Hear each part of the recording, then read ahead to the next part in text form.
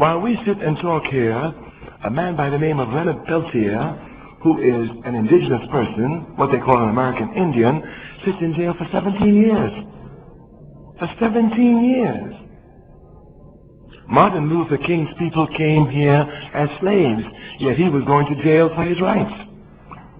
So one thing you must know about the people, they will struggle for justice forever. Nothing will stop them. And when you want to know history, then you must look at the people's movements for justice. This is what history is. And we say that the people must make history because human beings have an instinct to make progress. It's instinctive. It's instinctive. Frederick Douglass said, where there is no struggle, there is no progress. So you must understand the two are inextricably linked. If you are a biology student and you come to your class and you do not struggle with the concepts of biology, you will never learn biology, not through osmosis. The only way you will learn it is through struggle with the concepts. And the more you struggle with the concepts, the better you become in biology. And the student who struggles with the most difficult concepts of biology is the best student. The logic is clear. The more you struggle, the stronger you get in every area.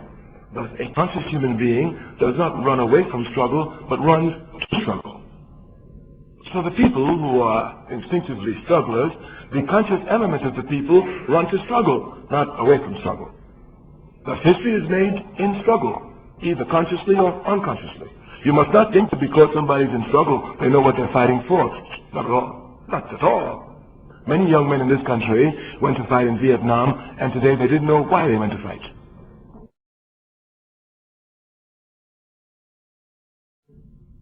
But they fought hard. Many went to Baghdad, and I know they didn't know because, listen, they didn't know what Kuwait was, they didn't know what Iraq was, they didn't know how long they were together, they didn't know when they were separated, they didn't know who separated them, they didn't know why they were separated, for what purposes they were separated. They knew none of these factors. As a matter of fact, most people who go to fight wars in America know nothing about the wars in which they're fighting. This is a fact. This is a fact. Those who went to Grenada, they didn't even know where it was. The fact can be easily seen because the people in America know more about Dallas and Dynasty than they do about Grenada, Panama, Beirut, or where they die. It's a fact. So you see the struggle we have when we talk about history. So we want to clear it up for you. History is made only by the people, not by the great. Listen, if one man could free the people and make history, I'd have done it a long time ago. Only the people make history. Now, in the history of a people who are oppressed, you must see carefully. All societies have a tendency to go from smaller social aggregates to larger social aggregates, from the family to the clan, to the tribe, to the nation, to the continent. This is an evolutionary process. All societies have it innately. Africa has this. Africa wants to go from family to continent. And this is an evolutionary process. Africa was involved in this evolutionary process, but it was brutally interrupted by European imperialism in the form of slavery and colonialism. 300 million of African young and African strong were taken out of Africa and used for purposes other than building Africa or uniting Africa. At the same time, colonialism came to divide Africa. I mean, the French took a part, the British took a part, the Italians took a part, the Portuguese took a part, everybody in Western Europe took a part except the Irish. That's why we have the best relationships with the Irish if we properly understand history. Every nation in Western Europe oppressed Africa except Ireland. And the only reason Ireland didn't oppress Africa was because she was involved with a fight with Britain. And since Britain oppresses Africans, it makes sense for Africans to join hands with the Irish and fight Britain. You see, if you don't know your history, you'll be making the wrong set of history. I went to England in 1967, and I saw Africans in the British Army who were going to fight in Ireland. But history is important. It's important. But we were saying Africa was developing this evolutionary process itself. Even Europe, is speaking of continental unity. So you can see this evolutionary process.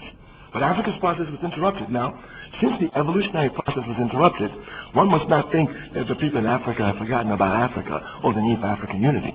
Not at all.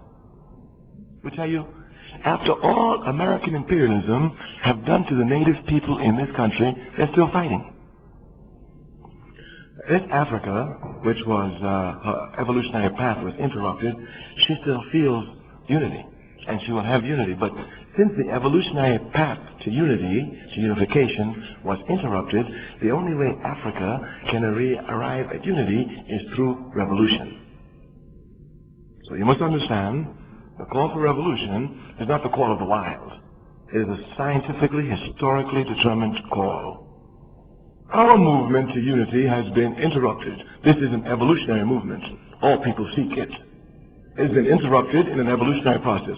So consequently, this evolutionary process can no longer keep us unified. As a matter of fact, if you continue to try evolutionary process, you're helping the enemy.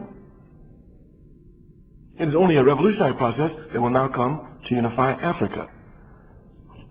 Now you must understand one thing about making history: everything affects everything. Everything affects everything. So Africans, and let's understand it properly now, Africans everywhere in the world have a responsibility to Africa. As a matter of fact, the slogan, which has been said for centuries, is a correct slogan. Until Africa is free, no African anywhere in the world will ever be free. We said from the very beginning that the American capitalist system seeks to demobilize the people in giving them their history.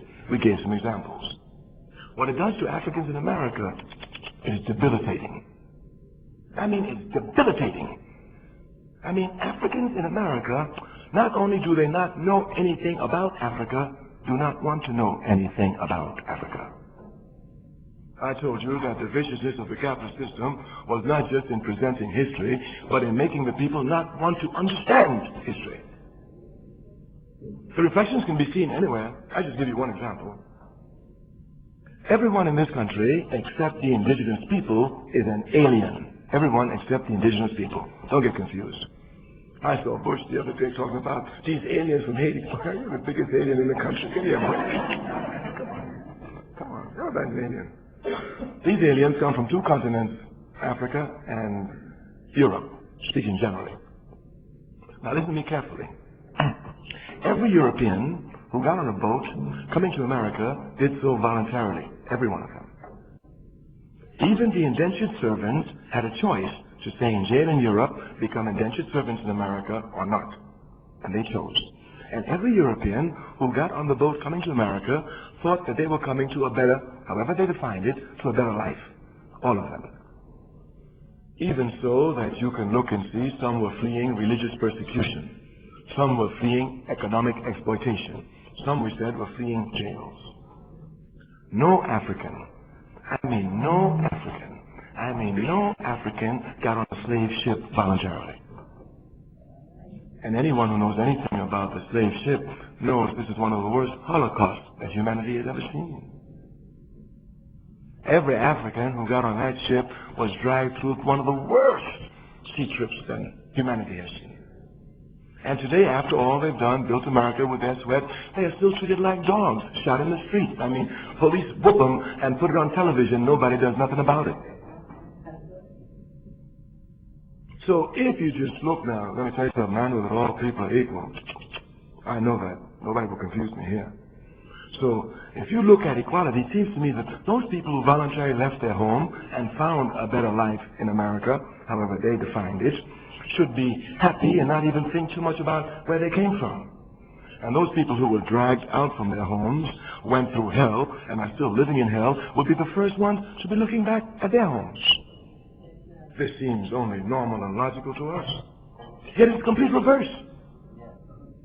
You ask someone of European abstraction in America, where did your grandparents come from? Oh, they came from Poland, and next summer I'm going back to the village where my grandfather came from. Where did your grandmother come from? Well, my grandmother came from Finland, and I've been there, and we have family there. You ask an African born in America, where did your grandmother come from? Mississippi. And where did your great-grandmother come from? I think Mississippi, too. And what about your great-great-grandmother? You don't know? I know. Yes, I know. Because Mother Africa is so strong that when she puts her stamp on you, 400 years of cold water, natanola, and trying her hair will never disguise you. No way. No way. It is evident that the Africans in America come from Africa. It is more evident than for any other alien group in the country. And they're the only ones who don't know where they come from. It's obviously they don't know where they come from, because once you know where you come from, you want to find out everything about where you come from. And they don't even want to find out where they come from.